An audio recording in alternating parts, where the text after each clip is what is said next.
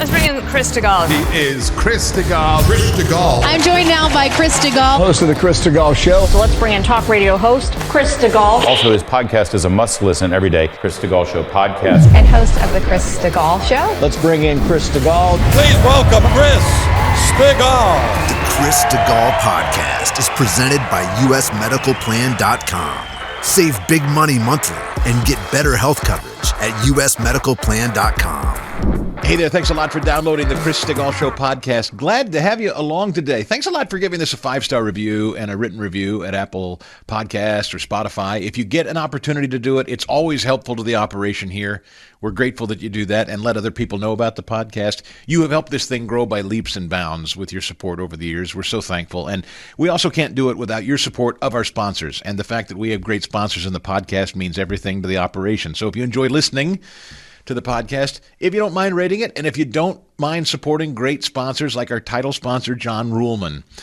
John has been with us now for a few years, and he is absolutely the best when you're looking for the best prices and the best coverage in health insurance. usmedicalplan.com is his website. Now, all you need to do is set aside, let's call it a half an hour. Reach out, usmedicalplan.com, or call 877-410-4321 and tell them what you're paying right now and what you think about your coverage right now. Or maybe you have some questions. You're just not really happy with your current health insurance situation. They'll talk you through your options. And here's the thing. At U.S. Medical Plan, they know 100 different private health insurance companies. So they're going to get you the best possible price and never going to skimp on coverage. I know a lot of people think, well, if it's cheaper, it's not going to be as good a coverage. Not true. In fact, what you'll find when you work with U.S. Medical Plan is oftentimes you're paying more. You're paying much more than you should be for health insurance for not as great a coverage. 877-410-4321 or usmedicalplan.com. So, remember I told you, and I've been telling you, that the ratcheted up screeching, yelling, and screaming about DOGE and specifically this USAID funding and then them turning their focus on the Department of Ed, among others. Remember last week they held their little press conference outside the various government agencies. USAID was the first one. Then they went over to the Department of Education and made this big show of trying to get in, and DOGE wouldn't let them in or whatever. They believe, and we're into a second week of it, they believe that this is their winning issue. They think chipping away at Elon Musk, remember putting Elon behind the Resolute desk in the picture on the cover of Time magazine. When I spend time focusing on something, you know I'm on to something important and significant, because this is something the Democrats believe they've got on Trump. They believe they've got Elon Musk on the ropes. They believe that they're pushing public sentiment against Elon Musk. I'm not sure I see evidence of that yet. In fact, we just shared with you polling yesterday, and the polling that came out over the weekend that says Trump is seen as strong and I won't say overwhelmingly popular, but certainly well over 50% of the country supports what he's doing. So is this public pressure campaign to make Elon look like a bad guy, and the left-wing judges like Judge Engelmeyer Weiner, is he having an effect? I'm starting to see, last night I saw Jon Stewart did a whole riff on how we're careening closer to becoming the thing we left 250 years ago, a monarchy and all of this business. But I told you that understanding what DOGE is doing, courtesy of artificial intelligence, is critical, because now that this technology has been turned loose, and for those of you who have misgivings about AI, I understand it, I share it in many ways, but this is one of those things, when properly applied and run by good people of goodwill and good intention, AI can do some marvelous stuff. I saw our friend Scott Pressler yesterday, who's now a Pennsylvania resident and has probably been more responsible for turning Pennsylvania voters out in this last election, flipping Pennsylvania back to Trump country. Do you know that he's using AI now to go through the voter rolls and finding, it won't surprise you, tens of thousands of duplicate voters or improperly registered voters? This is the stuff that AI is really good for. It's rooting out the waste. It's rooting out the fraud. It's auditing gazillions of dollars in various government departments. It's discovering where there's either duplication or unlabeled expenses, fraud. It's finding stuff that no human being could possibly ever uncover. I said on the Harumph Society yesterday, if you're a subscriber, you know this already, but I wrote that there are basically 3 levels of understanding about this USAID. Now, if you're a Harumpher, you're at level 3 understanding. Or you're a listener to this show, you're at a level 3 understanding. But I'm trying to assess. I talked with our friend out at the Patriot in Phoenix yesterday, Seth Liebson, who does the afternoon show, about this. He was really intrigued with my being so wound up specifically on this issue. And so he invited me on to talk about it. And I said, Seth, my concern is, and I don't think it's a concern for people listening to our shows, because I think you're already highly engaged and informed, but I want to make sure the public at large, even those who are sort of drive-bys and are too busy to pay attention to this stuff, really get it. So there are those that might have the superficial understanding, which is, well, that's government, and government wastes money. Eye roll, no big surprise. Okay, so they're squandering some money on some inefficient programs. That's sort of a surface level, basic understanding. Then you have a solid grasp. This is level 2 of the waste, fraud, and corruption. So beyond just the waste, you're talking about now understanding that high-ranking USAID government officials have been discovered receiving exorbitant salaries and bonuses and projects that lack oversight and effectiveness. Now, if you are a show-level expert, as you are because you're here, or if you're a Harumph reader, you already know you're a level 3. The waste, the fraud, the corruption, and the deep state operation tied to it too. And this, I keep coming back to this to understand what we will play for you in just a little bit, which is the hysteria, ratcheting up, ratcheting up, ratcheting up. USAID and organizations like it, I suspect we will find in other departments, laundering billions of dollars of your money and mine to fund radical left-wing organizations and enrich corrupt administrations and politicians here and all across the world, really, most of whom are Democrats, of course, not all, but most. And USAID also pressured advertisers around the world to boycott media that was left-wing. And, of course, they funded media that was left-wing. So it's not just a wasteful spending scandal, and I'm concerned that that might be the temptation, is to boil it down to just a shoulder shrug and an eye roll and go, Congress wastes money, shocker. No, this is a sincere plot that has been uncovered to destroy liberty as we know it through government agencies and back channels that you and I don't even know about, using your money, no less.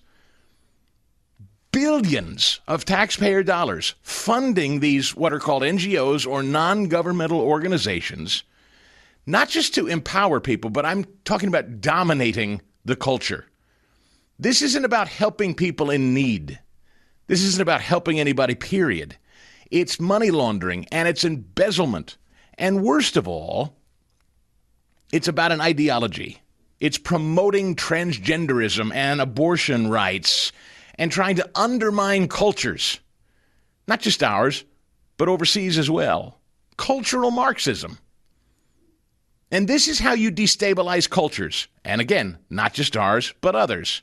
It's what's happening everywhere you're seeing the destabilization where under Joe Biden, where you've seen this kind of rapid acceleration of destabilization. You can thank programs like these.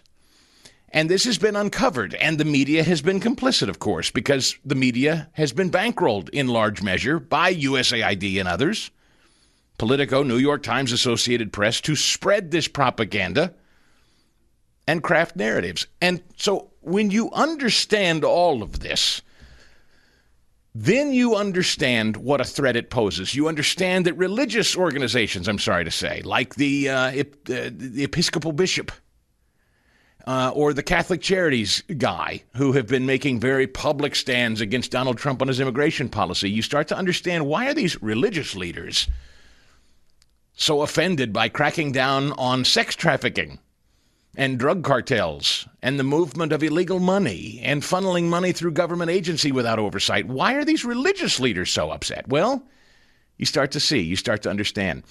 And when I talk about cultural Marxism, when I talk about destabilization of a culture, look no further than Dr. Steve Caudle. And I'm really glad we're scheduled to talk to the senator from Tennessee today, Marsha Blackburn. This is one of her constituents. He is the Greater Second Missionary Baptist Church in Chattanooga, Tennessee. He heads it. And this was him from the pulpit just Sunday talking to his parishioners about the work Elon Musk and DOGE are doing. Watch this. No one likes violence, but sometimes violence is necessary. When Elon Musk forces his way into the United States Treasury and threatens to steal your personal information and your Social Security check, there is the possibility of violence. Sometimes the devil will act so ugly that you have no other choice but to get violent and fight. That's a pastor, just so we're clear. That was a Sunday service. The pastor of a church was just telling his parishioners that Elon Musk auditing entities like USAID is something that should motivate them to take up arms and get violent over. And he wasn't alone, of course. Jasmine Crockett of Texas, Democrat, 496. So let me tell you something, Mr. Trump. You gonna learn a few lessons from us. And I'm gonna be the first one. You and your little friend off of Twitter. Y'all about to find out, all right? And Kwasi Mfume, the Democrat from Maryland, 497. This will be a congressional fight, a constitutional fight, a legal fight, and on days like this, a street fight. Yes, we will stand. And, of course, Maxine Waters in 498. Look at this crowd.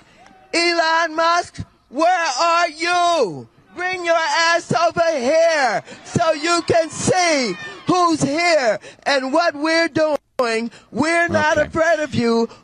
Yeah, so that's a familiar refrain. When she told everybody to go up to, the last time Trump was in office, she said go up to them at the gas pump, get in their faces, interrupt them at the restaurant. So this is all over an audit? No, it's much bigger than that, don't you see? This is the Chris Stigall Show. Oh, yeah, they're furious. They're furious. Eric Adams, all the charges against Eric Adams, the mayor of New York, have been dropped by the Justice Department. The acting deputy attorney general, I believe it is, said yesterday that they're dropping the charges because they believe they largely come from a corrupt Biden regime who just wanted to take him out because he openly opposed the amnesty and the illegal alien push into the city that was flooding New York City with illegals, housing them in hotels, totally draining their public aid and their services. And Eric Adams had the temerity to speak up and say, this is crazy. My city's being overrun. And for this, it is believed that the Biden Justice Department brought the hammer down on him. I've always believed similarly that Bob Menendez, and while do I think Bob Menendez is dirty? I do. Do I think he's corrupt? I do. But a dirty, corrupt Democrat, I mean, we're exposing them right and left. It's why they're all flailing around. But why do certain Democrats who are dirty and corrupt get taken out versus the others that are allowed to kind of operate in the cover of darkness? The answer is, from time to time, they slip up. They get stupid. Now, if I'm a Democrat, I guess I now start to understand why you fall in line and you don't have an opinion of your own outside of the herd, because that could really mess up the game. And when you look at people like Eric Adams and you look at people like Bob Menendez in particular, the former governor of New Jersey who was just sentenced to, was it 11 years or 11 months, Fast Eddie? I forget. It was 11 somethings. Bobby Goldbar's Red Light Menendez, who was once, it was speculated that he, was taking some trips to the Dominican. Once he was a single guy before he married his second wife, and there was some discussion that he was taking regular island junkets. We'll just leave it at that. Courtesy of the funding of an eye doctor buddy, Dr. Solomon Melgen, who was bilking Medicare and Medicaid and ended up going away. But Bobby managed to skate on that. He got a hung jury and ended up getting to walk. Nobody really knew what old Bobby Red Light Menendez was doing down there in the islands with the doc buddy. But anyway, we all moved on. But Bob kept popping off about things like Iran. He didn't like that the Obama administration was helping Iran. He didn't like the Obama administration and the Biden administration getting friendly with Cuba. He was very upset about that, as I believe Bob Menendez and his family fled Cuba once upon a time. So because he kept popping off about Obama-Biden foreign policy, and he was a big swinging deal in the Senate on foreign policy issues, I think ultimately that's what made Bob Menendez a marked man. And so in storm the feds, and they find a coat full of gold bars and cash and cars. And is he corrupt? Sure. But can you make the case, as I just laid out in the open, that a good number of these people are corrupt? Yeah, that's why they're all screaming. They don't want their grift to run out. Bob got crossways politically, and they ended up having to cut him off. But he's going away for what? Was it? I know you just looked it up, Ed. Yeah, no, he's going for 11 years, Bobby. 11 years. Mm-hmm. Oh. He may not come out of that one. He's a little long in the tooth, isn't he? I don't know how old he is. He's in his 70s, I think. He is. I think that's maybe why he was looking for a pardon from Trump on his sentencing day. Yeah. Well, we wish Bob well in his future endeavors. But the key to all of this, of course, is communication. Telling the American people through shows like this, through the Harump Society, through the brilliance, frankly, of Caroline Leavitt, the president's new chief communicator at the White House. They have now started releasing something they're calling the MAGA Minute. I think this is genius. Number 500. It's been a huge week here at the White House, and let's go over the wins President Trump delivered on behalf of you, the American people. On immigration, illegal migrant encounters between the ports of entry are down nearly 87%. On the economy, President Trump laid out a plan to establish a sovereign wealth fund to better invest the more than $5 trillion in assets held by the United States.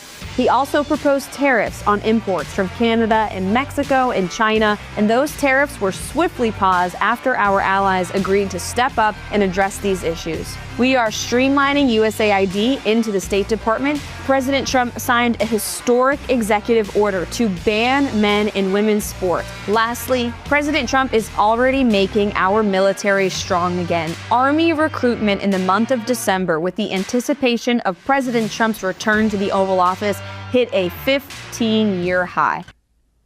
Brilliant, brilliant, brilliant. They're calling it the MAGA Minute. They're going to keep doing this. Remember, July 2026, Elon intends to release the DOGE findings. What is that? That's just ahead of the midterms. Communication is going to be the key, and Trump gets that. Lots of judges stepping in to intervene, and people very excited about this on the left, too. Not just Engelmeyer Weiner, but others. You have a judge that has tried to step in and block the federal employee buyout offer. I was just looking at this a little bit ago. Of course, you have a judge trying to block access to the Treasury Department data. That's Engelmeyer Weiner, specifically. There's a judge trying to block the transfer of transgender inmates from women's prisons. That is, men pretending to be women in women's prisons. One of the orders is we're going to take men out of women's prisons and put them with other men. There's a judge trying to block that. There's, of course, a judge trying to block the forced shuttering and laying off of most USAID spending and employees. And, of course, there's a judge who's trying to block overall spending freezes by the federal government. Now, there's also a birthright citizenship fight with another judge. And I will say, of all of them, the birthright citizenship thing constitutionally is probably the murkiest one. But, look, I remember as a kid, I'm 48, okay, so I don't have a depth of knowledge that maybe some of you in this audience do. But I will tell you that one of the first things that I remember growing up, realizing what government was or what presidents did, one of the very first famous things that I remember Ronald Reagan did, and I didn't even understand what it meant, was when you had guys at the Federal Aviation Administration strike, the control tower guys all across the country went on strike. And Reagan said, get back to work by such and such a deadline or you're all fired. Well, they refused. They continued to picket and strike, and he fired them. He fired everyone. He cleaned house. And I remember thinking, wow, that's really something. And over the years, as I got older and I kind of started to look at it, I realized what the executive branch is and what all of these executive branch agencies are. And so there is, of course, a healthy balance between the power of the purse and the executive. But here's what I think, and I'm no legal scholar, and certainly I will lean on legal scholars who are to come in and correct me if I'm wrong. I have no problem admitting if I'm wrong in my analysis here, but here's my kind of baseline understanding of all of it. Yes, I understand that our duly elected representatives in Congress have the power of the purse. Yes, I understand that ultimately they cut checks and say, we're allocating $2 billion to Department X. However, that department is governed by the executive branch. So just because Congress allocates a certain amount of funds to the Department of Education or whatever, there's this attitude that because Congress allocates it funds, somehow the executive... Now remember, all of these cabinet head fights. I mean, what are we having fights over right now in the Senate? Confirmation of Trump's picks. To do what? Run all of these executive branch agencies, all these federal agencies, and all these senators are screaming and yelling to Tulsi or RFK Jr. or Kash Patel at FBI or Pam Bondi or whomever. Pick any of them that he's chosen, and they've gone through confirmation. All the Democrats scream and howl that they'll run afoul of the Constitution or whatever because they are what? They're Trump's picks to head these various departments, which, yes, Congress funds. It funds them. It doesn't run them. There is a difference. And so this kind of healthy discussion, and I'm here to have it. I'm here to learn if I'm incorrect. And we probably will take a deeper dive in a future show on the legalities of all of this. But it is not my understanding that just because your duly elected representatives send your taxpayer money to these executive departments, that the executive then suddenly says, well, I don't have anything to say about how you operate. Congress gave you the money, so you get to spend it willy-nilly any way you please, even if it's fraudulent, even if we can't track it, even if you don't know how it's getting spent, even if you're illegally spending it. I can't do anything about it. Does that make any sense to you? Does it make any damn sense to you whatsoever, just on its face? Your taxpayer dollars allocated by your duly elected representatives to these various departments throughout government. You say, power of the purse, power of the purse. Okay, fine. But then what happens once you've emptied your purse and handed them your money? Then what? Who oversees what they're doing? And then who gets to restrain them if, in fact, they've run afoul of the law or it's just wasteful? Who gets to say you're wasting money? Who gets to say that? Now, is it true and accurate to say Congress has been run on the House side by Republicans for the bulk of these last many years? And what have Republicans done by way of trying to stop this or throw red flags and challenge flags and say we are blowing money right and left? Let's stop allocating funds. I mean, this has been the fight conservatives have been having for a very long time. So I'm not willing to give Republicans a pass here, but for heaven's sakes, if we're all going to sit around and wait for the House of Representatives to claw back wasteful spending that hasn't even been discovered until Elon Musk hit town, are you telling me that the executive has zero power and zero authority on your behalf and mine to say, you're a fraud, you're wasting taxpayer money, we just caught you red-handed, and we're shutting this down, we're stopping this? We don't have interests over here and over there. We're clawing back all these government agencies that are stationed globally, and we're funneling all this money to them. And what are these judges doing? And what are these Democrats doing? They're all screaming, no, you won't. You don't have the authority to do that. We're going to continue to blindly pump money out the door, and you don't have anything to say about it. And you're a king. You're a despot. You're a dictator for trying to stop it. The American people don't believe it. They don't believe that Donald Trump and Elon Musk are despots and dictators and kings. They're actually trying to save your money and mine. They're trying to shrink government. They're trying to deregulate. That's a really sucky way to be a dictator, incidentally. If you ever try it, everything that I've read about dictators is you try to grow the state until it crushes you via its authority. Trump and Elon seem to be trying to claw back the state, give you back more of your money, deregulate. You know, he's trying to eliminate the Consumer Protection Bureau, that fake thing that Pocahontas set up. He just talked about this last night, incidentally, while he was being asked about it, that, you know, she's one of the many Democrats out there screeching about Trump and the Consumer Financial Protection Bureau. Trump doesn't like it. He wants to claw it back entirely. Here's what he had to say about this last night, I think at an impromptu press conference on 501. Mr. President, regarding the Consumer Financial Protection Bureau, Democrats, including Elizabeth Warren, have said that by freezing it, it's giving big banks and giant corporations the green light to scam families. Pocahontas is the faker. That was set up to destroy people. She used that as her little personal agency to go around and destroy people. And she's a fake. Just like she said she was an Indian, and she wasn't an Indian. You have more Indian blood in you than she has. She went to college based on the fact that she was an Indian. She got jobs based on the fact that she was an Indian. She's a fake. That was set up to destroy some very good people, and it worked. I mean, it worked. A lot of great people. I'll tell you, before I ever heard the term, people would come up to me in the Midwest and areas that say, "Sir, I'm being destroyed by them." They use that to destroy people. She's a nasty woman. She's a really nasty woman, despite her phony beer commercial. We did the right thing. That was a very important thing to get rid of. Can you confirm? And it was also a waste. I mean, number one, it was a bad group of people running it, but it was also a waste. If you looked at when she really ran it, wow, that was a vicious group of people. They really destroyed a lot of people. And you can confirm it's your goal is to have it totally eliminated, the agency? I would say, yeah, because we're trying to get rid of waste, fraud, and abuse. It's ruined people. He's talked with real citizens, and the government, the Consumer Financial Protection Bureau, has ruined people.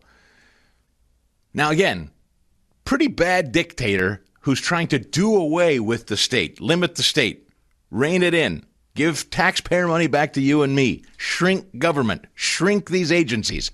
Not the act of a dictatorship. Who's screaming and yelling to protect the status quo? Democrats. Exclusively, as a matter of fact. So just pay attention to who's screaming and yelling. Let's go with this purple-haired weirdo, number 494, Rose DeLauro. This is the congresswoman from Connecticut who's suddenly very famous. She looks like, something out of an old Hanna-Barbera cartoon. We are not only relying on the courts. As Norm Eisen pointed out, the courts, the American people, I would add the Congress, will not let this succeed. And the courts are important.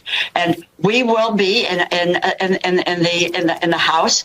While we do not have standing to sue, we are working with the organizations that are bringing suit. We will file amicus briefs. So we will use the courts are critically important in this area. The other piece of that is the outrage of the American public. And when you think about there is the legal issue, but you have to think about what the what are the repercussions to American families. You take education.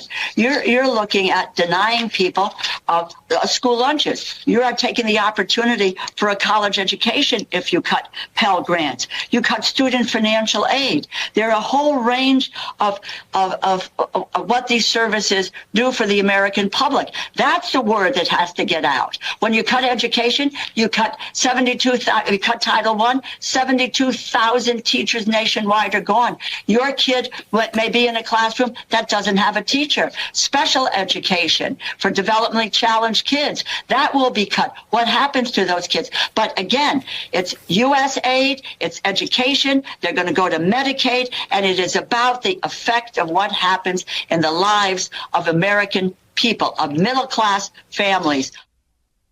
Yeah, she didn't care about middle-class families. None of these people cared about middle. The reason they got their butts kicked in the last election is because middle-class families felt the country slipping away.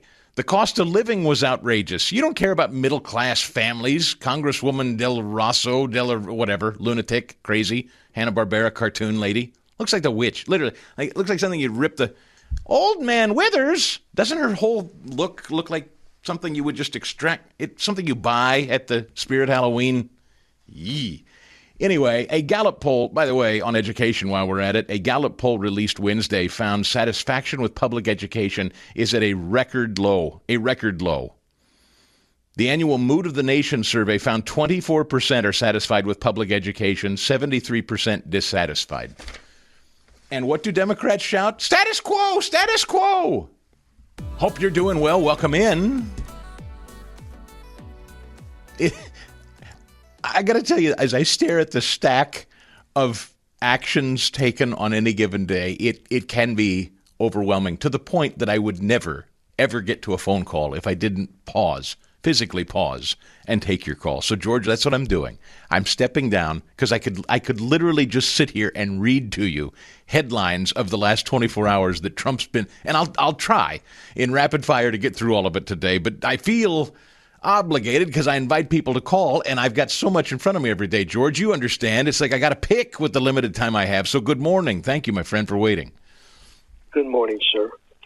I served 17 years in the military, 17 years in the Marine Corps, 10 years in the Army, and 7 years in the Marine Corps. I got out early discharge. I'm 100% disabled vet. When I was in the Marine Corps, they would spend, because I worked in admin and I seen the receipts and all this stuff, $75 for a nut and bolt or an Amtrak. And if I give you $1,000 to go out and buy something, I got to give you receipts. Otherwise, you can have my ass put in jail. Excuse my language. You can have my butt put in jail for investment. How come our government can take all this money, don't tell us where it goes, and not be held accountable where the money goes? They're pocketing that money. They spend $25,000 for a damn toilet seat for a certain plane, which it's been reported.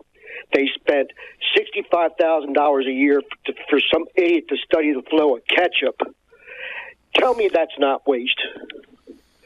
So, George, may I ask you something? Because I hear the righteous indignation in your voice. You've served honorably your nation, and now, you find yourself a disabled veteran who, I hope quality of care for you has improved, but I know there's much to do.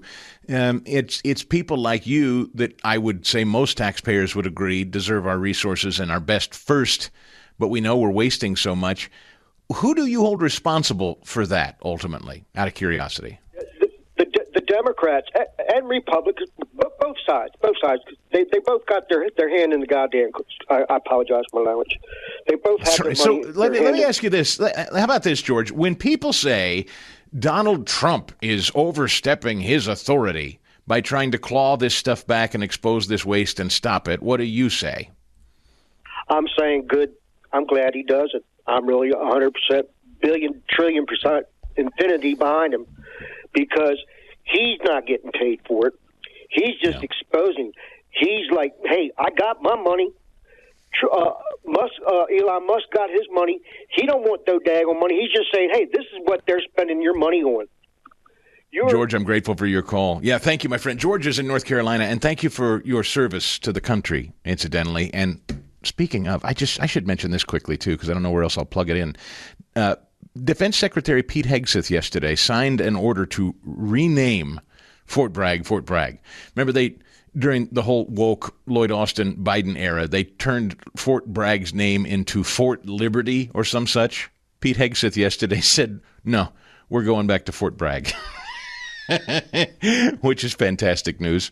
Let's go to Barb in Bedford, Ohio. Hey, Barb, I'm glad you called. Good morning.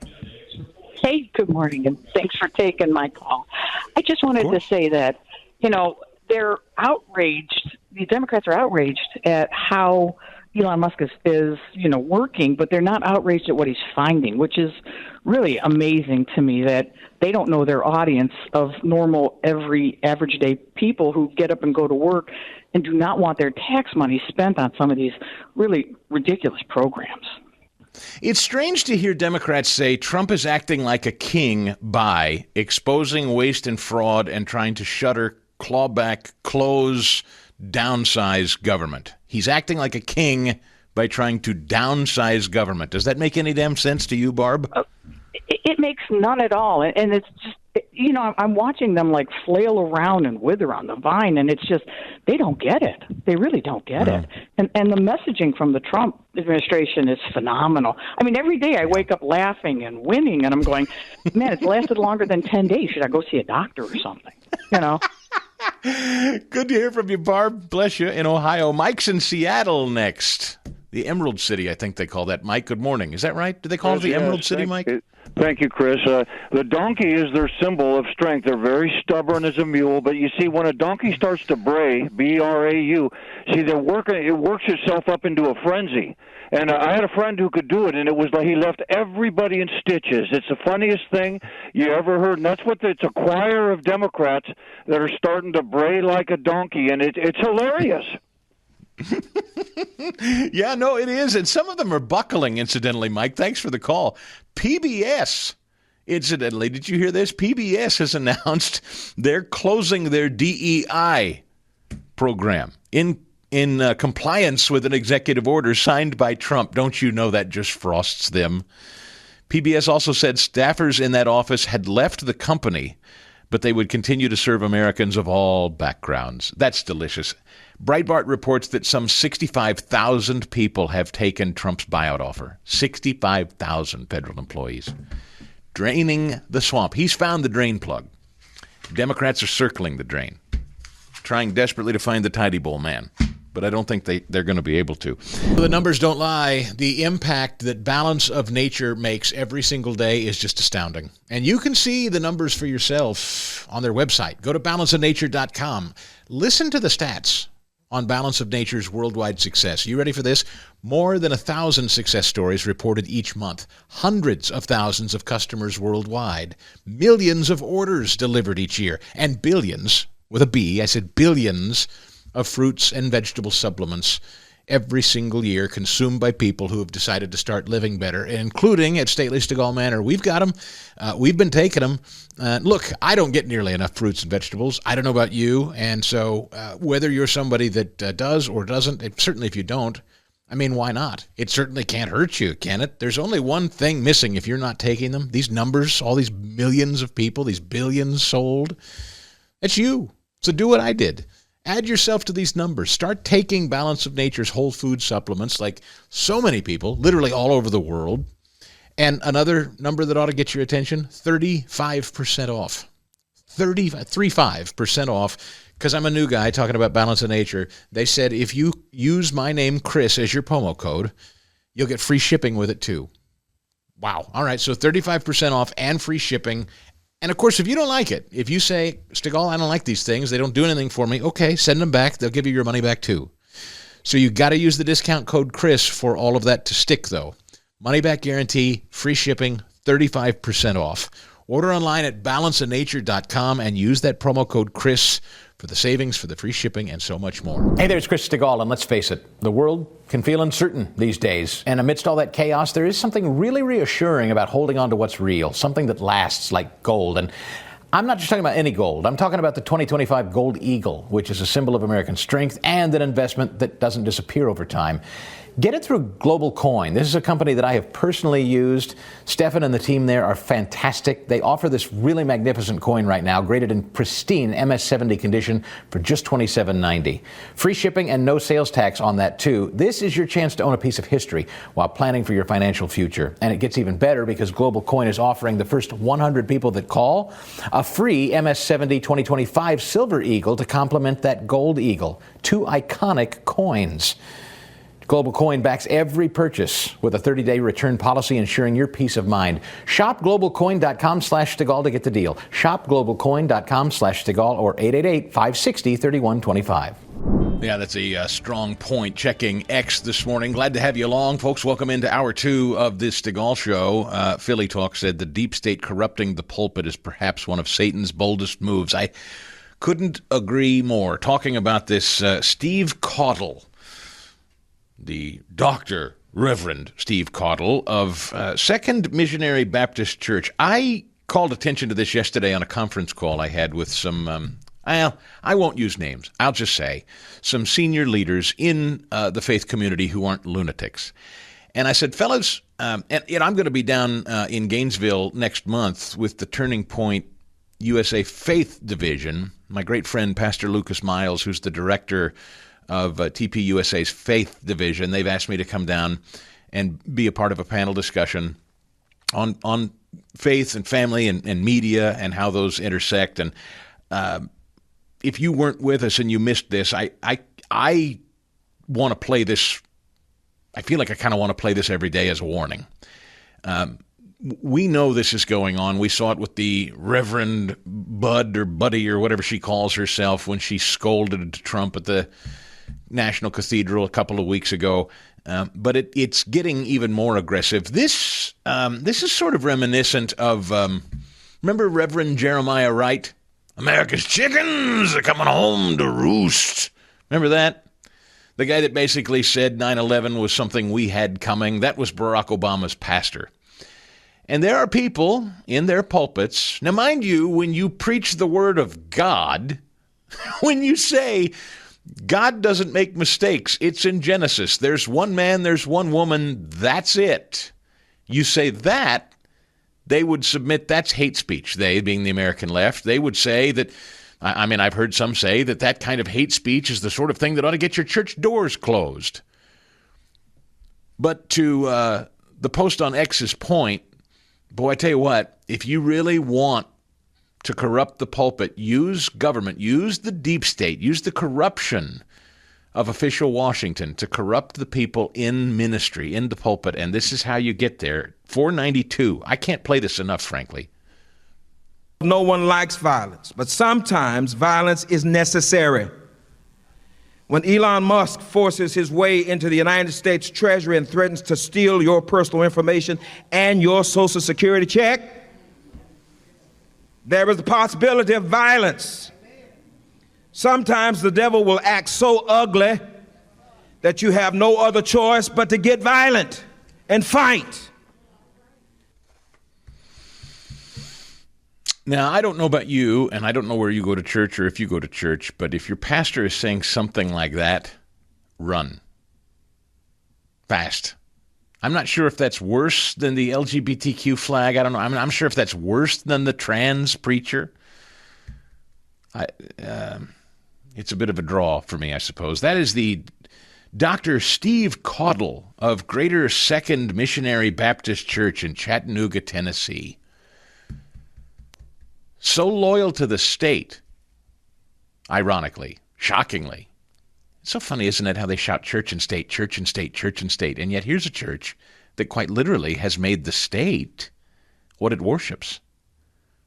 Isn't that sort of an irony? Isn't that a poison to the poster's point? I read a story in Town Hall today, and I guess it shouldn't surprise me either, given the way things are turning culturally. You remember this thug, this goon, this murderer, Luigi Mangione, who shot the United Healthcare CEO in cold blood, Brian Thompson, in Manhattan back on December 4th. We all saw it. He and I think it was on this show. Maybe it wasn't. Maybe it was before we started this show. I know we played it on my show in Philadelphia. The montage of people loving and adoring this Luigi Mangione, Jimmy Kimmel among them, talking about how many of his staff thought he was so handsome. What a great-looking guy he was. People, writing things on social media that they'd like to take him in and they can help him. And they would it surprise you to learn that he has raised a staggering sum of money for his legal defense? Legal defense. Now, he already comes from a stupidly rich family as it is. That's the other interesting part about this. He's a super wealthy silver spoon kid. I say kid, what is he, 20-something? Kid to me, but 26 actually, so he's not really a kid. But he comes from a stupid, super wealthy family anyway. He doesn't need donations. He doesn't need money. And yet, he's received nearly $300,000 in donations from a Give, Send, Go account created to help him fund his legal defense. The December 4 Legal Committee, the group who set up the funding page, announced yesterday that Mangione's lawyer said that he agrees to accept the donations. We're excited to announce, she said, that we have established contact with Karen Friedman and the rest of Luigi's legal team, who will be accepting donations in response to hearing about your 10,000-plus individual donations, averaging $30. His attorney stated that Luigi very much appreciates the outpouring of support. We feel honored to provide supporters with a reliable way to continue contributing to his legal fees through any future donations. Now, I don't know what that says to you. I don't know what that says about us culturally. I hate to say us because I certainly wouldn't have anything to do with it. I suspect nobody in this audience would have anything to do with it.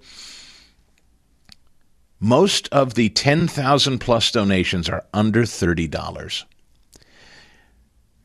People like Bernie Sanders love to brag about their donations come from small donations, $5 or less.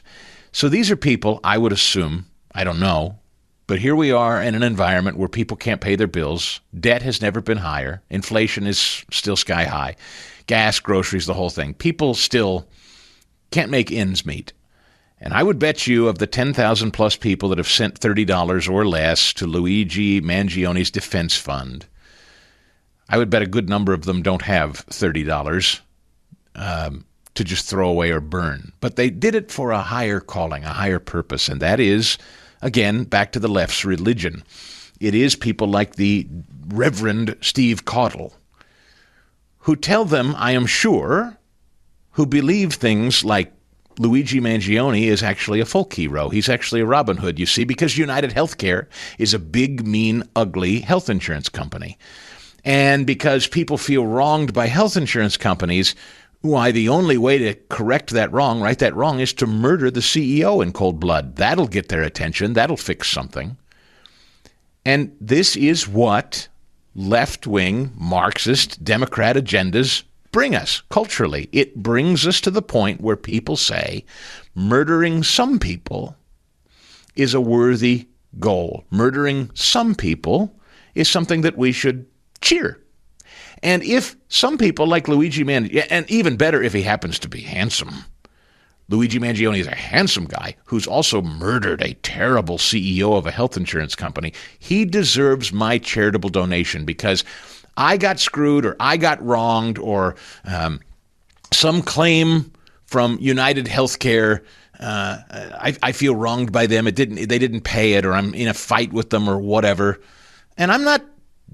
Don't misunderstand me as defending health insurance companies by any means, but you do understand that we're at a poisoned place where people like the Reverend Steve Caudle would probably say that Luigi Mangione deserves your support and that Brian Thompson deserved to be murdered and deserved violence because, after all, right, he's screwing you. Just like Elon Musk trying to claw back taxpayer dollars, he's not stealing anything. He doesn't want access to your Social Security. He doesn't want anything. Elon Musk wants to claw back wasteful spending. Donald Trump and Elon Musk want to deregulate. You got a pastor that says that may necessitate violence. I may need to call on my parishioners, all of us, to get violent in response. So you see then how it all kind of coalesces. These are church-going people, by the way. Never mind people that are atheists or worse, who have no faith at all. There's a desperate lot of people in this country who are looking for justification to lash out. And the Luigi Mangione Defense Fund, as well as the Dr. Reverend Steve Caudle of Greater Second Missionary Baptist Church, they tell these mentally ill, angry Americans who are down on their luck or don't have a couple of bucks to spare or whatever, there is a way out, and it is to start murdering and getting violent against your fellow citizen. It doesn't get worse than that. But this is the kind of thing that I believe ultimately all of this funding, all of this dark money that's really our money that's being funneled through shadowy systems and back channels of bureaucracies, it's this kind of thinking that is born out of it. This kind of thinking has been ginned up and created with your taxpayer dollars. It's been given safe haven and shelter and encouraged.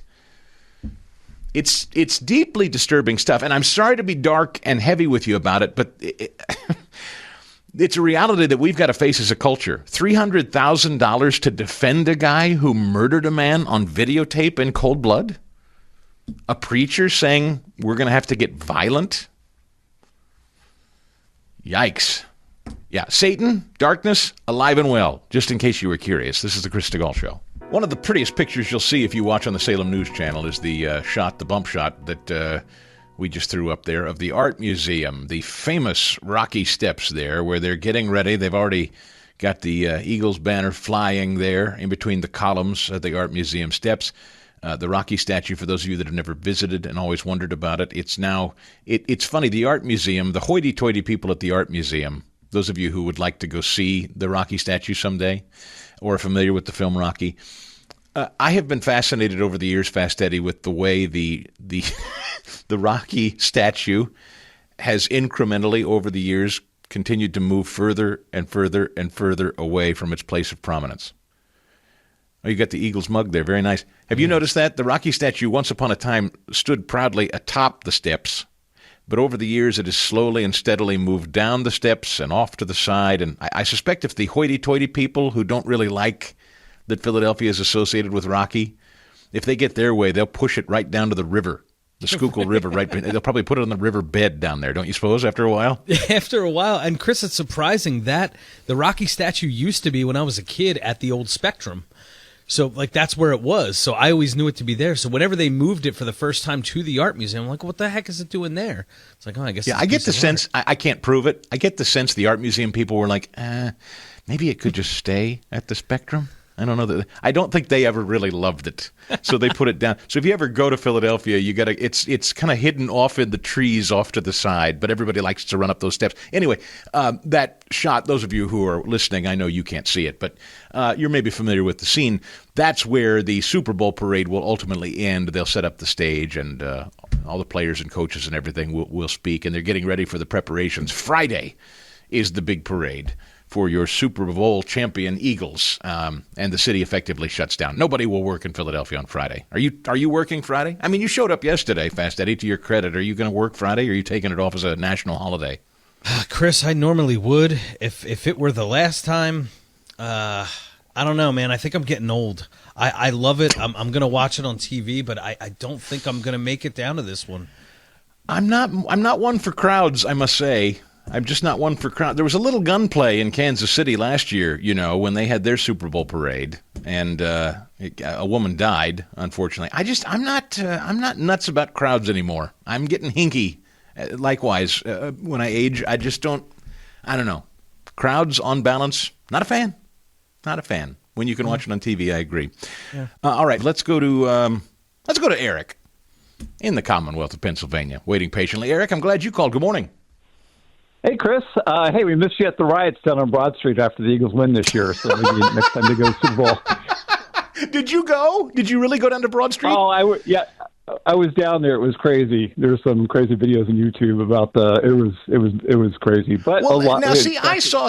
Can I be honest with you? I saw some of the video footage the morning after. There was a thing going around about here's what the streets look like at 6 a.m. the morning after. I didn't know if that was old or if that was real. Was there a lot of destruction of property down there or not? I didn't actually see it. I was down by Xfinity, so it was okay. Very energetic. But I know down by City Hall they ripped down flagpoles and all that kind of stuff, like typical behavior. But anyway, we missed you. Maybe next time. Maybe it's Sixers goal. Well, yeah. I'm sorry I couldn't be a part of the revelry, but I'm there in spirit. Hey. This clawback, I have an idea. I know maybe you talk to the Trump people every so often, but to make the clawback like concrete for people, I really think they should take whatever first year savings they get, say $1 trillion, and divide it by ever how many voters there are. Just cut a check to everybody, just to show this is real money. It's your money. Here it is back. And if they do that every year for like new, savings, I think we'll see government shrink every year, and we'll still get the savings like year 2, 3, and 4, and 5. So I think that would be a wonderful thing, and maybe even have like Elon sign the check to drive the Democrats crazy. It would be funny, but that's very smart. To your point, like in Alaska, everybody in Alaska gets a cut of the oil money they drill out of that state every year. I think it's like $1,000 or $2,000, I think, every Alaskan gets because of the oil that they ship out of the state. You think those people in Alaska want drilling to stop? You know what I'm saying? To your point. No.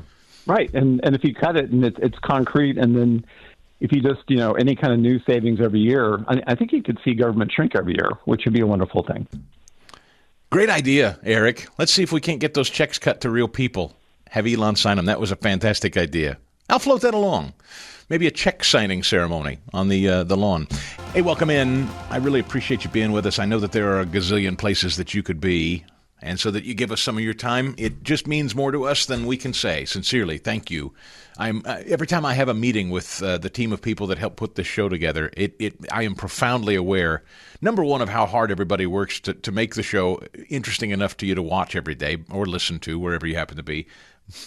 But the simple fact is there's never been more content for you to consume than right now. I get that. So it's never lost on me that you're so generous with your time, whether it's at the Harumph Society at chrisstigall.com, or whether it's the podcast, or whether it's this show live every day on radio or on Salem News Channel. Thank you very, very much for your support of it. It just means more than we can say. And, for all of us with children in or about to go to college, sincerely thank you.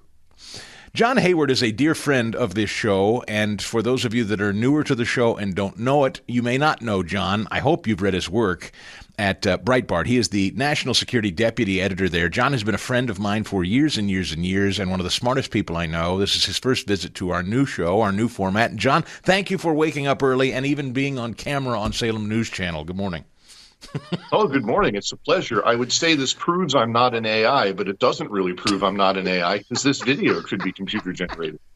It's true. It's true. You and I have not had a lot of talk about AI. It's interesting you bring that up because just today we were remarking that the use of AI, Scott Pressler in Pennsylvania has deployed it, and apparently, according to him, uncovered tens of thousands of duplicate voter registrants. We see Elon Musk is using AI to uncover a lot of waste, fraud, and abuse. And so while people have misgivings about AI, and I do, and I get the cultural implications of where it could go if run by bad people, it can also be used for some tremendous sunlight. Yep, you can write all the warnings you want on the side of that genie bottle, and people are still going to pull that cork out when they see what AI can do. One of the first weird things people did with it was the Prime Minister of Pakistan, Imran Khan. He's in jail, but he would send messages to his supporters. He would write them down, and then they would use an AI to simulate his likeness and his voice, and he would talk to his supporters. It was good enough for them, and it was how he made an end run around being, locked in solitary. So it is definitely changing the world, and it's impossible not to use it. It's too powerful. How do you interpret the hysterics? I've kind of laid out the case during the show today. In my opinion, it seems pretty obvious that the hysterics about Elon digging around in this stuff is because a gravy train is threatened. Is it that simple? Is that why they're screaming and defending the status quo, the Democrats? Yep, absolutely. It's that plus shock. They've been threatened before, but every time that gravy train was threatened, they had plenty of time to get ready for it, to prepare their media offensive, to set up a government shutdown, whatever they had to do to keep the grift going. They had a lot of time, and they were facing Republicans they knew would back down under intense media pressure. Trump just swung in there and started doing things that were thought impossible 5 or 10 years ago. They never thought a president was going to shut down the USAID grift 2 weeks into his administration without warning and with no time to prepare. There were no leaks. Nobody in the deep state knew this was coming. It's part of the reason they're so angry right now is pure shock. And because they're stunned, they don't know what to do. So they go after Elon Musk's computer guys, and they try to make a big deal about that. Or they frantically file injunctions with crazy Hawaiian judges who issue bizarre orders that will be shredded by the Supreme Court. But it buys them another couple of weeks to think and come up with another plan. This is something that I overheard a colleague make the point not too terribly long ago in a conversation that I was having with him about the Supreme Court, that ultimately Trump is almost goading activist judges into this to head to the Supreme. He's trying to get this driven to the court as fast as he can because their calculation is ultimately the Supreme Court will come down on the side of the executive being able to root this stuff out. Do you think that's true? I do, and I think that would be a tremendous trophy to carry into the midterm elections because you have to start thinking about that if you're Trump and if you're his party. And what better way to go into the midterms than to say, look, these insane Democrats fought like wildcats to protect their grift and their waste and their theft of your tax dollars, and the Supreme Court slapped them down, and I saved you billions of dollars. What a midterm message that would be. I don't know that the Democrats would survive that midterm election. It strikes me that DOGE and Elon are targeting July 2026. the 250th anniversary of the country, of course, and just the summer before the midterms. That's the target to kind of unveil all that they've managed to uncover. And what a message. That's the striking thing about this, and you and I haven't talked about it, but I know it's probably rather obvious. Trump is communicating in a way with a team of communicators that he did not in the first term. Yeah, he was ready for this. His advisors were ready for it. His spokespeople were ready for it. He knew what the response would be. They gamed it out quite well in advance, and they were ready for all the moves and counter moves. And right now, he's got the winning argument of being able to show people what this stuff they're cutting is, what this junk, this billions of dollars being siphoned out of your wallet. This nonsense is utterly indefensible. And the Democrats look like absolute clowns, giving press conferences and vowing blood in the streets if they're, transgender puppet programs for Guatemalan amputees are not continued to be funded at lavish levels. They're going to burn America down. That is just repelling voters. There's polling to show that that's what's happening. The Democrats have taken an issue with 10% support in the country and planted their flag on it and said, here's where we're going to die. And Trump is ready to oblige them. John Hayward is the national security deputy editor at Breitbart. Brilliant, brilliant guy, and you should read everything he writes. You primarily write about a lot of international affairs, and one of the things that's gotten a lot of attention is Trump saying, Palestinians, you're going to need to find camp elsewhere. We're coming in. We're taking over Gaza. Immediately that was met with even some Republicans saying, whoa, whoa, whoa, whoa, you're not suggesting troops to Gaza, to which he said, no, I'm not saying troops to Gaza. I'm not even really sure Trump means this, other than he's just kind of goading maybe neighboring states to get active here and help Israel. How do you read this? Is Trump sincere about, quote, taking over Gaza? I think he's sincere enough to make it a real promise. He knows that if it's just off the top of his head and he doesn't act like he'll do it, nobody will take him seriously. But what I love about him doing this is that for the very first time, the Palestinian radicals, Hamas, the Islamic Jihad, even Fatah, their supposedly mainstream party, for the very first time, somebody has looked them in the eye and said, here's how you lose forever.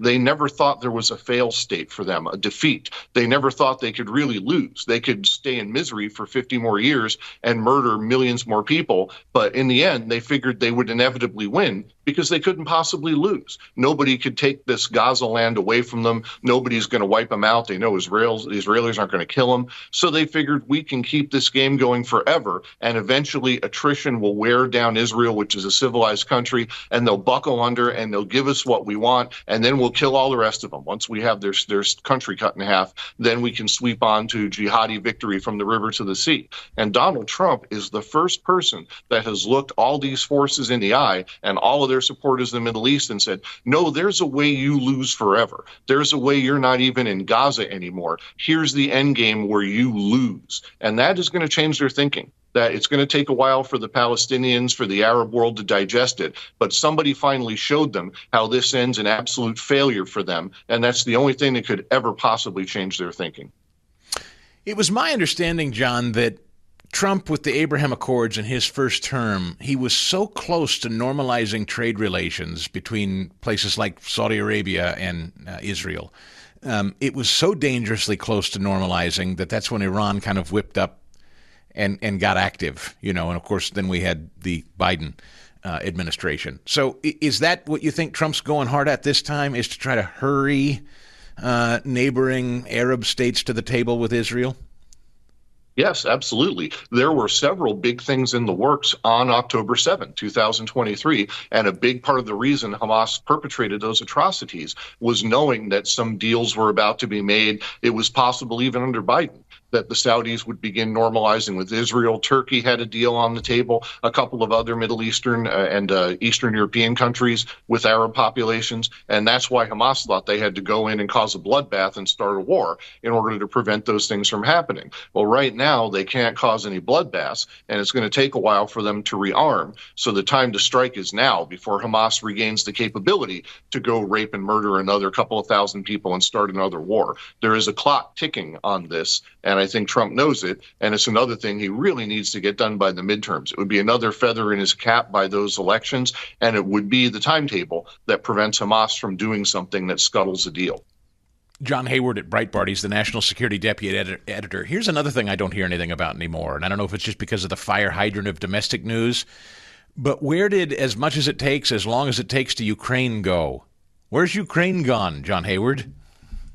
Well, they're still fighting. It's still a bit of a quagmire. The latest developments are that Russia and Ukraine are attacking each other's energy infrastructure now, which is going to be a big problem for civilians, obviously, if their energy supplies get cut off. There's a lot of drone warfare being perpetrated on supply lines, which is causing both sides to bog down and hold their current positions. So this is an environment where Trump can go to Putin and say, you're probably not going to win this the way you want to. Let's work something out. And right now, the Kremlin is saying we want to talk to him, but we're not going to give away the farm. We're not going to abandon our key objectives. The Ukrainians are saying kind of the same thing. In a way, they haven't really changed their positions very much, but Trump is using what little ground they've given him and saying, hey, we're ready to talk. Let's get something going here. If he actually gets a meeting where both Putin and Zelensky, the Ukrainian president, are both present in the room, that's when you'll know the game is changing. And I know he wants to do that. If he can actually work that out and announce it, that would be a big step towards potentially ending the war.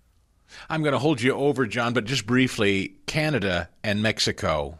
Trump made swift work of the both of them. Any kind of posturing or puffery from Canada or Mexico, they quickly put that away. Oh, yeah, absolutely. Although, of course, the Democrats said, oh, no, they defeated him. You know, Canada and Mexico won. No, they didn't. It was pure pressure. It absolutely worked. And now all eyes turn to China, which has about a month. There's going to be a big report in April that could escalate the trade war with China. They have that long to make a deal before this goes to the next step. Which is exactly where I want to go next with John Hayward, who is the National Security Deputy Editor at Breitbart. We are going to talk about these tariffs that Trump just launched yesterday, imposing a 25% global steel tariff, not just on China, but globally. So I want to unpack some of that with John when we get back. This is an executive order relating to the use of paper straws. As you've consistently identified, nobody really likes paper straws. Number one trending. Can you believe it? A paper straw was number one trending for 3 days or something. We're going back to plastic straws. These things don't work. I've had them many times, and on occasion they break. They explode. If something's hot, they don't last very long, like a matter of minutes, sometimes a matter of seconds. It's a ridiculous situation. So we're going back to plastic straws. I think it's okay. And I don't think that plastic's going to affect a shark very much as they're munching their way through the ocean. Okay. Thank you. So on the same day that Donald Trump levies a 25% steel and aluminum tariff on the globe, he also has a little fun with plastic straws. It reminds me of when he said he wants the incandescent bulb back because he looks better under incandescent bulb lighting. John Hayward is the deputy editor, the National Security Deputy Editor at Breitbart. He has fun. He does some pretty heavy and serious things all on the same day. I think that's what drives the press the most crazy, John, is that he does have some fun. He means this, but he's having some fun on the same day he does some big stuff. And he's also doing a great job of making absurd things look absurd. The paper straw thing was always ridiculous. It was the ultimate junk science. A high school kid wrote a report with badly flawed techniques a decade and change ago, and we ended up banning plastic straws, because of this high school kid's report. It's a great example of how we're herded and stampeded and terrorized by perverted science, politicized science. And Trump is right to take a stand against that. It's a small humiliation, but it's one of many ways that we're constantly being made to feel like we're criminals, like we're destroying the world with our horrible lifestyle, and it was always nonsense.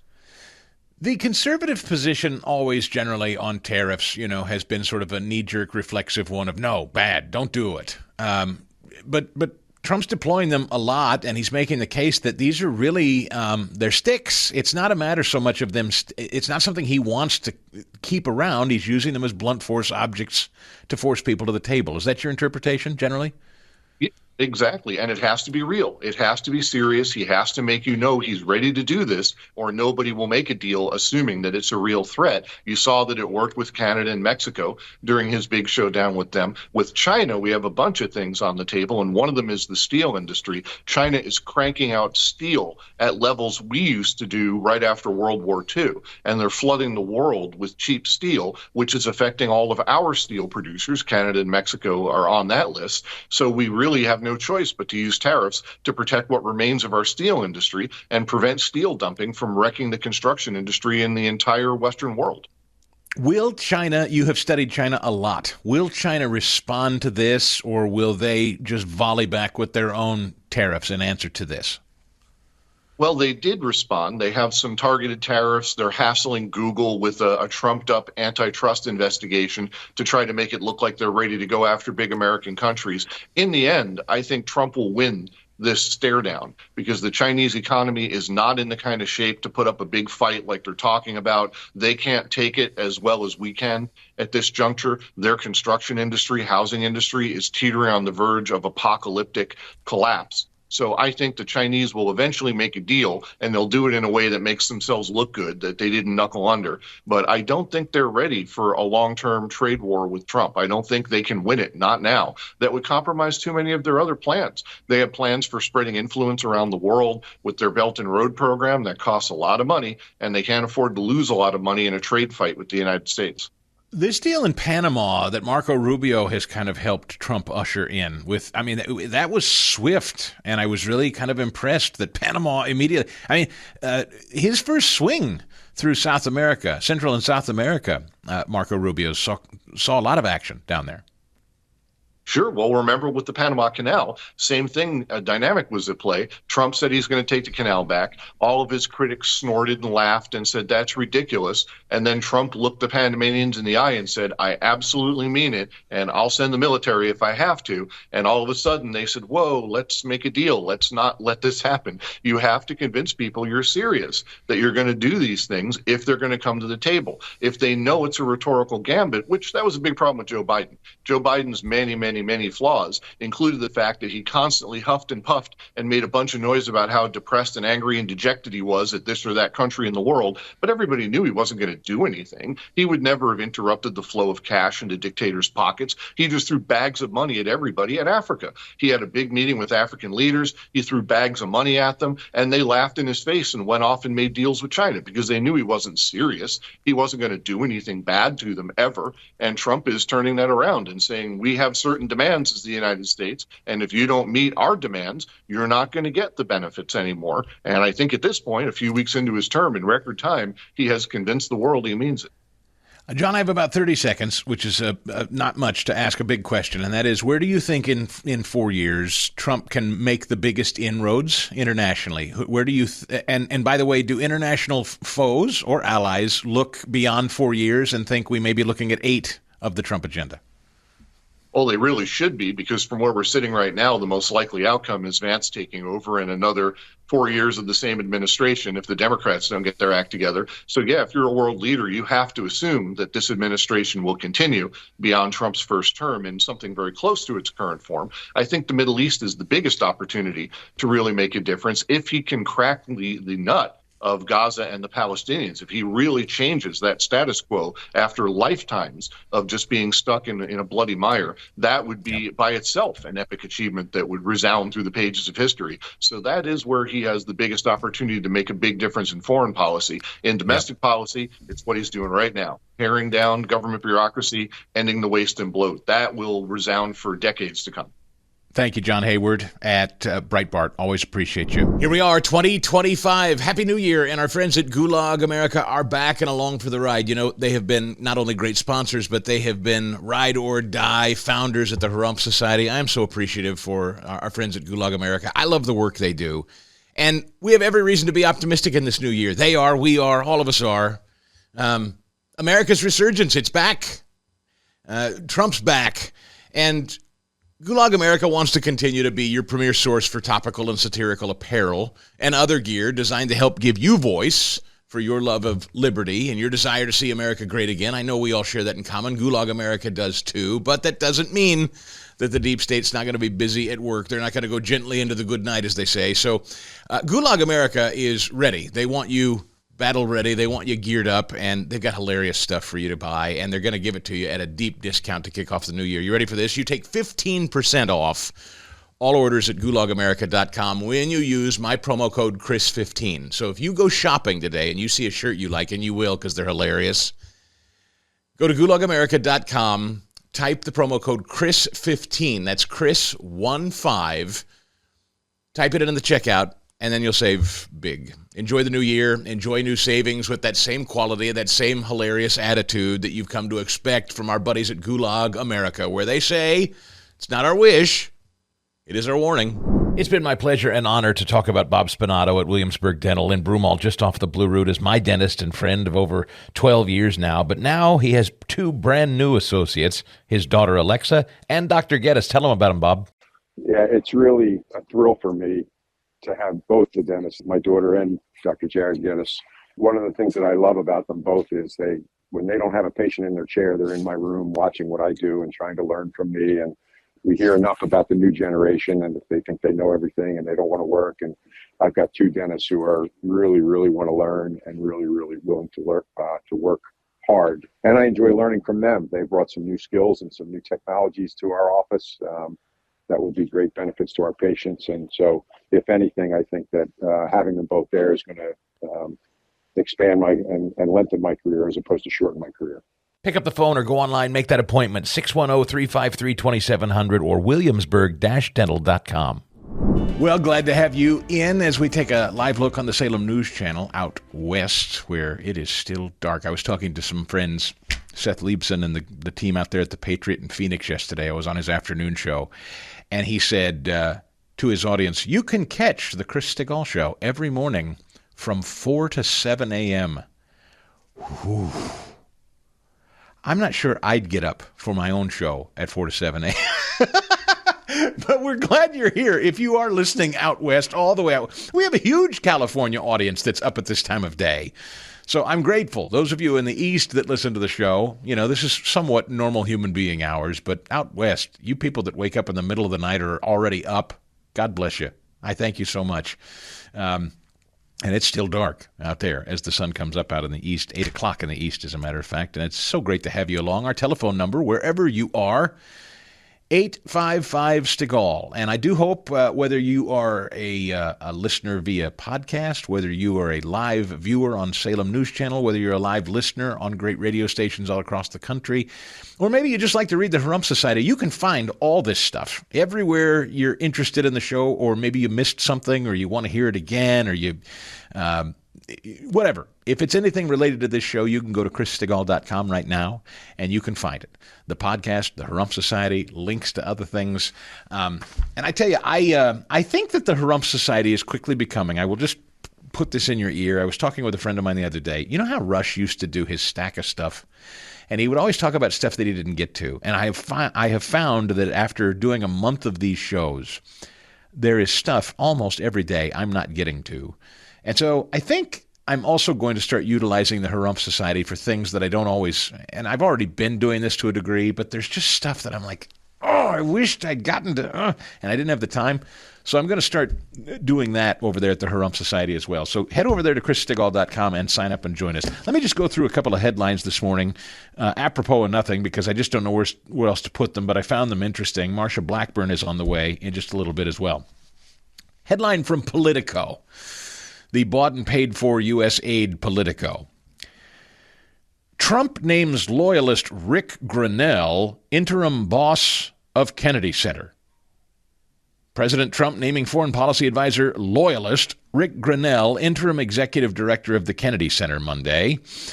Rick shares my vision for a golden age of America, arts, and culture, and will be overseeing the daily operations of the center, Trump wrote on social media yesterday. Grenell held several posts during Trump's term, including ambassador to Germany, acting director of national intelligence, and special envoy for dialogue between Serbia and Kosovo. You will note that throughout this entire piece, the Politico writes, and they're horrified, incidentally, that he's a loyalist to Trump, but he's also gay. And I bring that up not because I care. I bring it up because he'll never be given the credit for that. Now, if they were writing this about Joe Biden, they would not say Joe Biden loyalist Rick Grenell, nor would they say anything implying that this is negative because he's loyal to Joe Biden. You know what they'd say? If Rick Grenell were a Democrat, they'd say, Rick Grenell, appointed by Joe Biden as the head of the Kennedy Center, this would make the first, although I doubt this is true, but in this case, they would say, this would make the first openly gay man to run the Kennedy Center. That's exactly what they'd say if Biden made this appointment. But instead, Politico says that Rick Grenell is a Trump loyalist, and they mention nothing about his sexuality, which is, that's always, with the left, that is currency, man. Whenever you're gay or you're, a black Dutch lesbian or whatever, they will lead with all of those hyphens before they ever tell you what you're about to do, because that unto itself, your identity, is the qualifier for the job, right? Not with Trump loyalist Rick Grenell. The FBI finds secret JFK assassination records. All right, Fast Eddie, we got to deal with this. JFK assassination records. You are what? On a scale of 1 to 10. 10 being highly interested, 1 being not interested at all. How interested are you in knowing everything you can know about the JFK assassination? Chris, I'd say I'm about a 7. Yeah. What do you want to learn?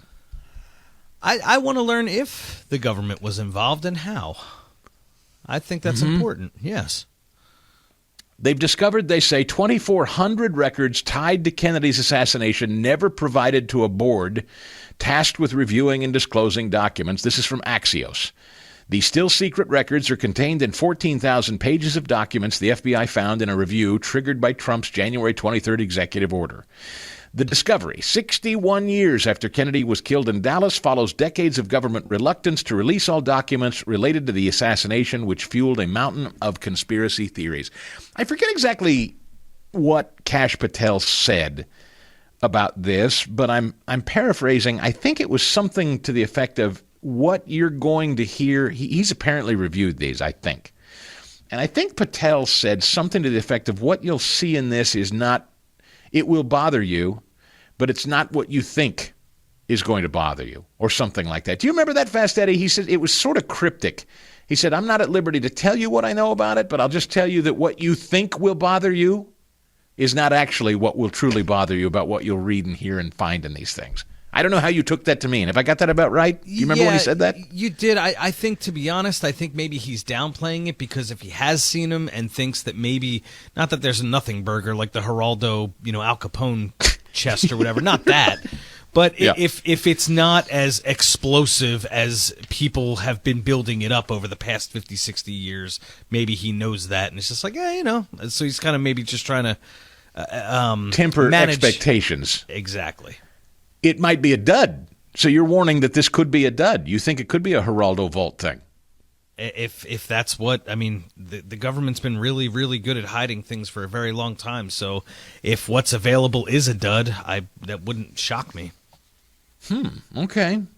The Veterans Affairs Department has canceled $178,000 in subscriptions to Politico. The aforementioned Politico.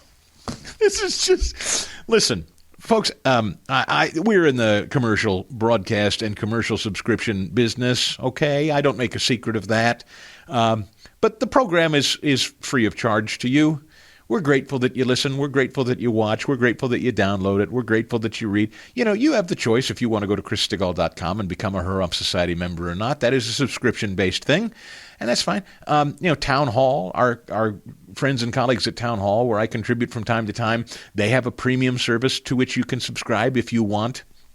I want you to imagine for a minute, and I'm actually pondering this myself, if Donald Trump were really this authoritarian guy who wanted to impose his will on the country, don't you suppose people like me and the Hurrump Society, which I'm sure leftists would call propaganda or whatever, you Hurrumpers read it every day, why wouldn't Donald Trump give me a piece of the action, federal government, taxpayer money, your money? Why wouldn't he start, cutting me in on that and giving me subscriptions to the Hurrump Society? Because I'm telling you, the Biden administration was doing it to the tune of $178,000 just for Politico from Veterans Affairs.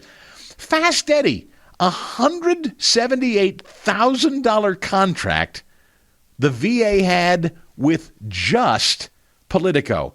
This is just the VA, and this is just Politico. $178,000 contract in subscriptions. Now, multiply that times how many other agencies in the government are also subscribing to Politico. Can you imagine? That's unbelievable. And Chris, I mean, I reference Politico when I'm looking for, stories for the show and all that, but sure, who pays for the to the tune of $178,000? Is the stuff behind the paywall, the magazine or whatever the heck they call it, is that worth it? $8 million taxpayer dollars, Caroline Levitt said last week, went essentially to subsidizing subscriptions to Politico on the taxpayer dime. Doug Collins yesterday announcing this. Collins didn't state when he discovered the funding for Politico or how many employees had access to Politico's services under the subscription, but the secretary indicated funding would go to veterans' health services instead. It should. If you're a veteran and you receive services from the VA, particularly those of you who have had a negative experience with the VA, how pleased are you to hear that $178,000 was going to subscriptions to Politico, when, as Doug Collins appropriately points out, it could have been going to treating veterans? What could you veterans do with $178,000 in medical care? It's just gross. And again, this is just the VA. Tulsi Gabbard, it appears close. Yesterday, the votes advanced her out of committee. I'm sorry, she's been advanced out of committee. The party line vote 52-46. All Republicans present voting in favor of Gabbard. Tom Tillis and John Fetterman did not vote.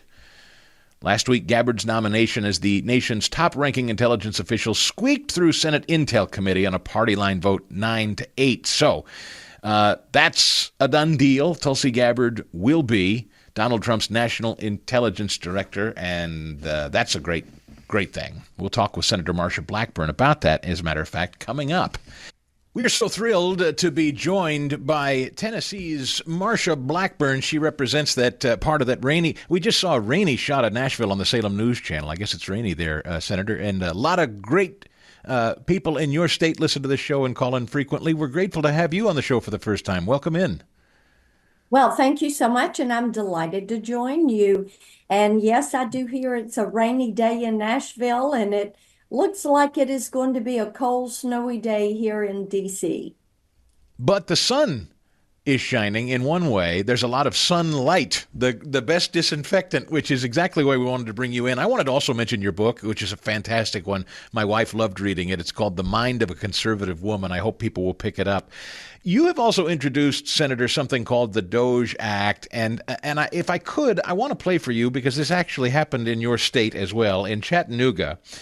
Dr. Steve Caudle of Greater Second Missionary Baptist Church, I wanted to play for you what he said from his pulpit just Sunday about Elon Musk and DOGE, and get your reaction, Senator. Take a listen. No one likes violence, but sometimes violence is necessary. When Elon Musk forces his way into the United States Treasury and threatens to steal your personal information and your Social Security check, there is the possibility of violence. Sometimes the devil will act so ugly that you have no other choice but to get violent and fight. Senator, your reaction. What we know is the American people spoke loud and clear on November 5th. They want to have equal access, equal treatment. They want to stop two tiers of justice. They don't want an out-of-control bureaucracy. People want to see the wasteful spending stop. And this is why I introduced the DOGE Act. It freezes federal hiring, and that's a very good thing for the federal government. And President Trump took an executive order action on that.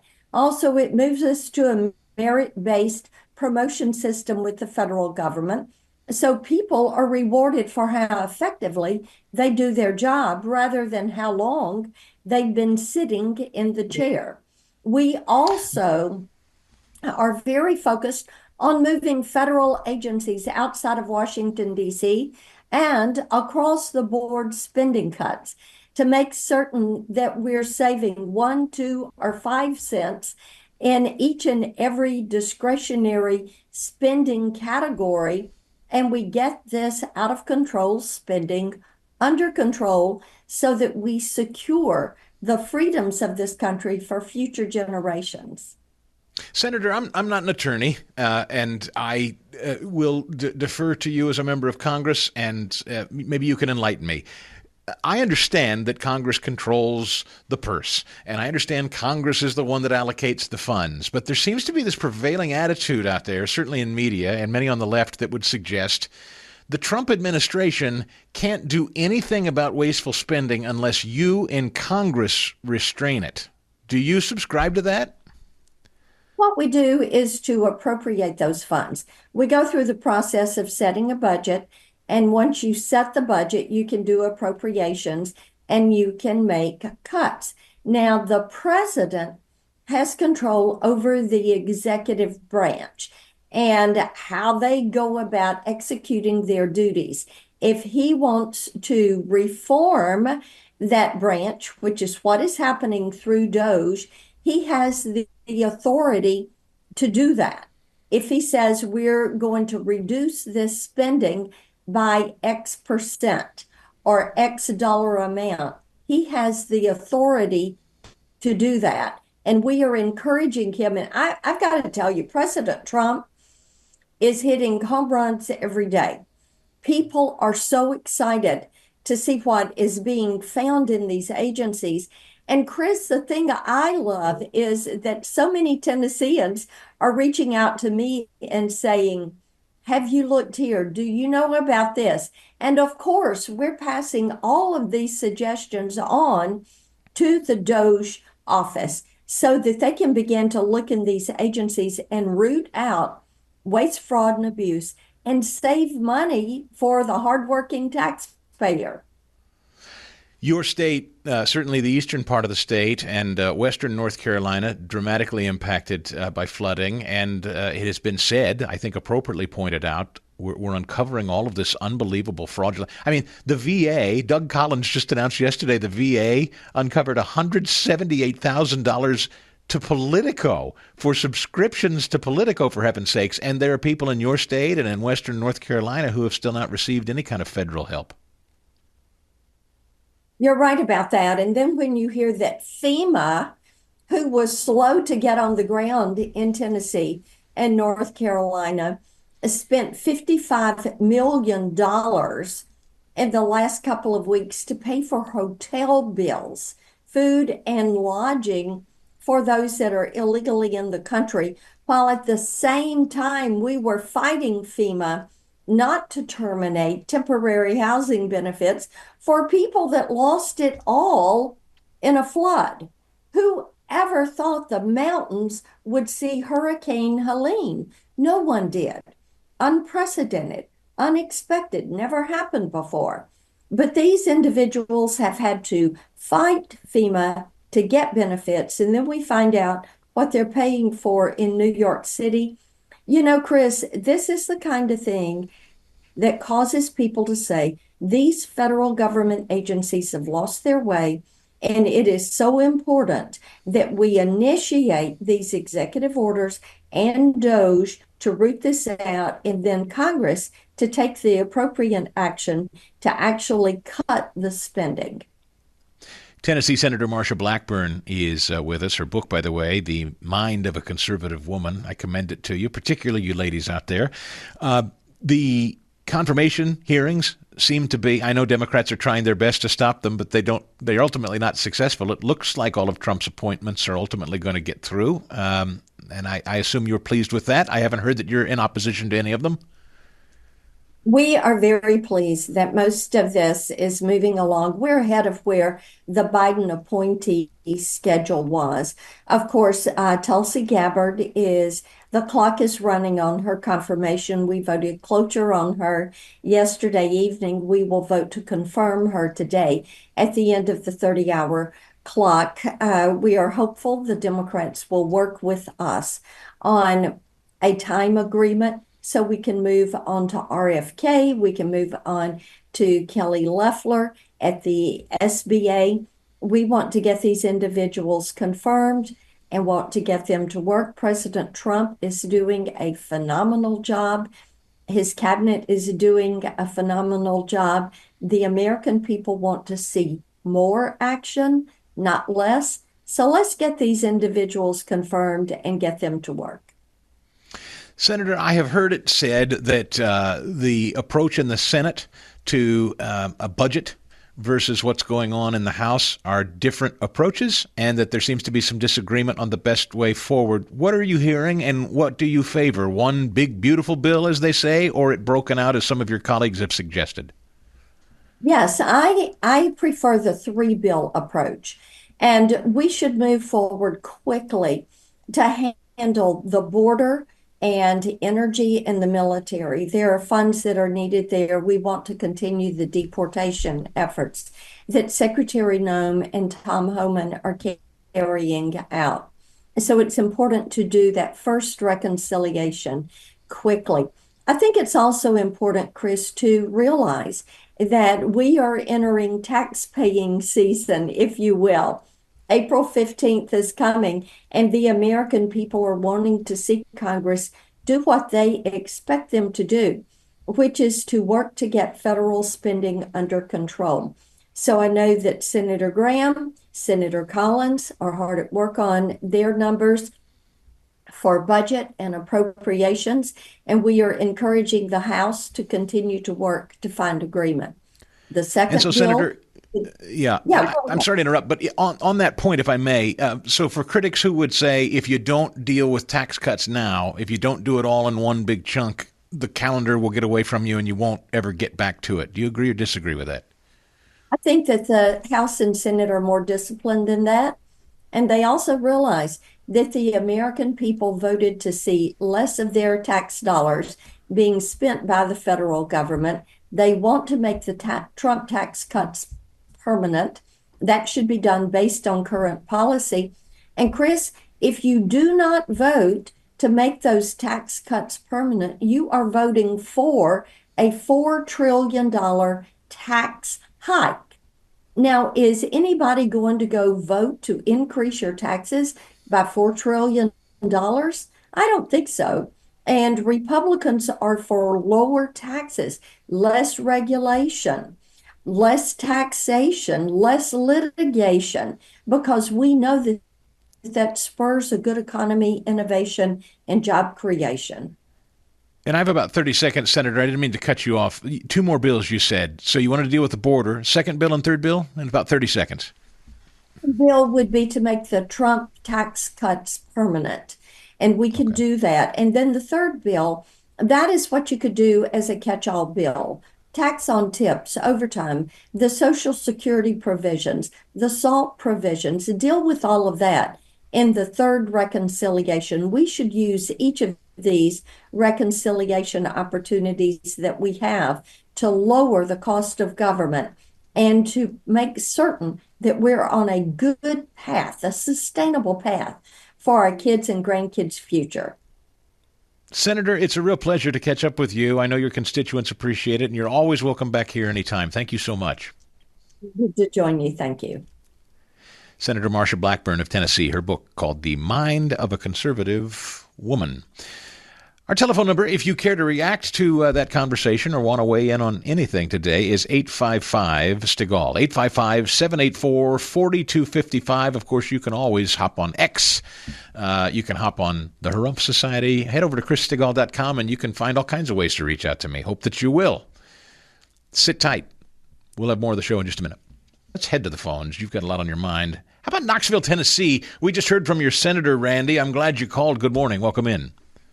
Hey, thanks, Chris. Yeah, Senator Blackburn is awesome. We're so lucky here in Tennessee for so many reasons, and we've got a good conservative government most every place. It's it's great to have people like that, and Senator Haggerty too. It's awesome. Hey, I was talking to your screener about wanting to talk about government transparency. One thing popped in my mind as I was on hold. If I could preface it real fast, please. You were mentioning Rick Grinnell being appointed. It's once again, Trump is awesome. Grinnell's been very loyal. You know, he's a gay guy, all that. I think Trump, to put him in charge of the big national theater, is brilliant. We're going to have great show tunes. He's going to do a terrific job. And I think, yeah, if ever there were a guy to run the Kennedy Center, it's a gay guy, right? They know how to put on a show. Absolutely. Absolutely. Hey, man, I saw Wayne Newton when he came in the fall here to the beautiful Tennessee Theater. And like, did you really? Oh, yeah. My wife and I, it was awesome. And in that beautiful venue, it was I'm just telling like you said. Don't sleep. So you agree with me, Randy? Don't sleep on Wayne Newton. Absolutely not. It was phenomenal. I didn't know what to expect, and the way he put it on, and that guy, he's a powerhouse. It's the way the biography with the film and all the stuff that I didn't know about him, much less just that he's a fantastic musician. And I am working, Randy, I'll tell you something. I'm grateful for your call. I am working hard. Eddie's working hard. We're going to get that guy on the show, come hell or high water. Thank you, Randy. Let's go to Sarasota, Florida next. Talk to Greg. Greg, I'm glad you called. Good morning. Chris, good morning. Hey, nice to chat with you. You and I met at the Buck Hotel years ago in Philadelphia. Oh, my goodness. Now, for people that don't know what that means, that could sound a little shady. Oh, no. The Buck Hotel in name. It's not a literal place to go stay. We didn't meet one another in a room or anything unseemly, Greg. No, that's good. No, you had your event. You were new to Philadelphia, and I'm new to Florida, and I was lucky to catch the answer at 9:30 a.m., and I was just delighted to hear your show. Oh, that's Greg. Are you a Harumper by chance? Just out of curiosity. That's not a test. I'm just curious if you're a member of the Harumph Society. The Rump Society? No, the Harumph Society. That's my Harumph, 3 times a week newsletter. Yeah. Yes. No. Actually, no. I have to get on to that because I just relocated, so I'm trying to get my sea legs in Florida right now. That's all right. The reason I ask is I would like to make you an honorary member. We need to stay in touch. All right. So if you'll hang on, I'll get your email address and I'll make you an honorary member. Okay. I just had one comment. I'm delighted to hear you. You are excellent. And I just listened to Marsha Blackburn. She is excellent. And I have a suggestion for President Trump. He has to give Chuck Schumer and Maxine Waters a buyout. Greg, thank you, my man. Hang on. We'll get your email address. Let's go to Devin next in Orlando, Florida. Hey, Devin, glad you called. Good morning. Yeah, good morning, Chris. I just had a question for you with everything going on with the judicial branches putting injunctions or stoppages or whatever you want to call it with some of the executive orders. How do you see it going to the Supreme Court? And is there a worry that it may not balance in Trump's favor, understanding that we have, the majority, and with, Ms. Jackson on there from us getting cheated in 2020 with that election? How do you see that balancing out with those rulings? And one more question. President Trump said in 2017 when we're going to the moon. That project just got scrapped. Now he's talking about we're going to Mars. Just a couple of weeks ago, when are we going to stop the whole charade of this space travel that we know is just non-existent? That's all I have to say. Well, a couple of points. Number one, on the legal matter, the Supreme Court's a tricky one. I am not overly confident about the Supreme Court. However, I have colleagues who believe that Trump is trying to drive all of this to the Supreme Court right away to get their rubber stamp of approval so he can continue on. I will, if you'll continue to stay in touch with the show and keep listening. In fact, tomorrow I may dedicate some of the show to bringing in some of our legal beagles to start unpacking these various judicial speed bumps. I think they are speed bumps. And when this winds up before the Supreme Court, which it will, how will they come down? If you're looking at things like presidential immunity, for instance, and the way the Supreme Court came down on that and effectively blew up Jack Smith's case, I look at that and see optimism in that. I think that they are related. I think these are cousins. I think the Supreme Court will say that it is well under the purview of the presidency to claw back spending, to shut doors, deregulate, to trim the fat of different members of staffs or whatever. So stay in touch, and I will have the legal answer to that. As for the space race, well, we have the greatest, if you want, engineer, inventor, thinker there is in terms of space and space age development, and that's Elon Musk. So he's busy with DOGE. But if ever there were a guy that were going to get us into space, Trump's best friends with him. So that remains to be seen. We will keep a sharp eye on it. So that's a wrap for another Chris Stigall Show podcast. Thanks for committing to it, listening to it all the way through. You're a fighter. I like that about you. Hope you'll leave it a 5-star review and a written review. Apple Podcasts, Spotify. We'll see you next time here on the Chris Stigall Show podcast. The Chris Stigall Show podcast.